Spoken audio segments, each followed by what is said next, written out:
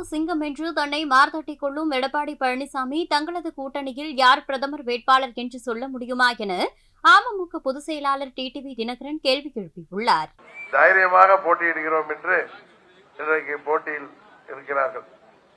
இன்றைக்கு உங்களுக்கெல்லாம் தெரியும், நாங்கள் தான் அம்மாவின் உண்மையான கட்சி.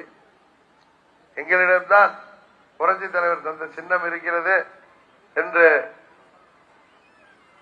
தம்பட்டம் அடிக்கின்ற சேலத்து சிங்கம் எடப்பாடி பழனிசாமி ஏன் போட்டியிடவில்லை? அவர்கள் இந்த தேர்தலில் வெற்றி பெறுவதற்கு வாய்ப்பு இருக்கிறதா? அவர்கள் யாரை பிரதமராக சொல்லி ஓட்டு கேட்க இருக்கிறார்கள்? இப்பொழுது நமது கூட்டணிக்கு, தேசிய ஜனநாயக கூட்டணிக்கு மோடி அவர்கள் பிரதம வேட்பாளராக கம்பீரமாக நாம் அவர் பெயரை சொல்லி மோடி அவர்களை பிரதமராக நீங்கள் வாக்களியுங்கள் என்று கேட்கிறோம். தமிழ்நாடு மற்றும் பாண்டிச்சேரியில, ஏன் இந்தியா முழுவதும் கேட்கிறோம். இப்பொழுது திரு ஸ்டாலின் அவர்கள் கூட்டணிக்கு யார் பிரதம வேட்பாளர் என்று திமுகவால் சொல்ல முடியுமா? திமுக வேட்பாளரால் சொல்ல முடியுமா? பழனிசாமி இன்றைக்கு இரட்டைலையை தூக்கி கொண்டு வந்து இருக்கிறார, அவர்களால் யார் அவர்களது பிரதம வேட்பாளர் என்று சொல்ல முடியுமா?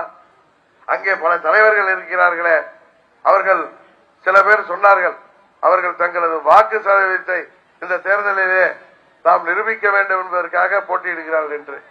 வாக்கு சதவீதத்தை நிரூபிக்க வேண்டும் என்றால் அங்கே உள்ள முக்கிய தலைவர்கள் பழனிசாமி போன்று உள்ளவர்கள் போட்டியிட வேண்டியதுதானே. அவர்களுக்கு பயம்.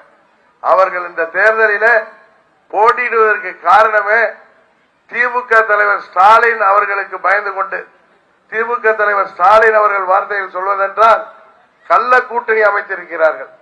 உங்களுக்கு தெரியும், 4 வருஷம் பழனிசாமி ஆட்சியில் இருந்த பொழுது பல்வேறு முறைகேடுகள், ஊழல் குற்றச்சாட்டுகள். செய்திகளை உள்ளது உள்ளபடி தெரிந்து கொள்ள ரெஃப்ளெக்ட் நியூஸை சப்ஸ்கிரைப் பண்ணுங்க.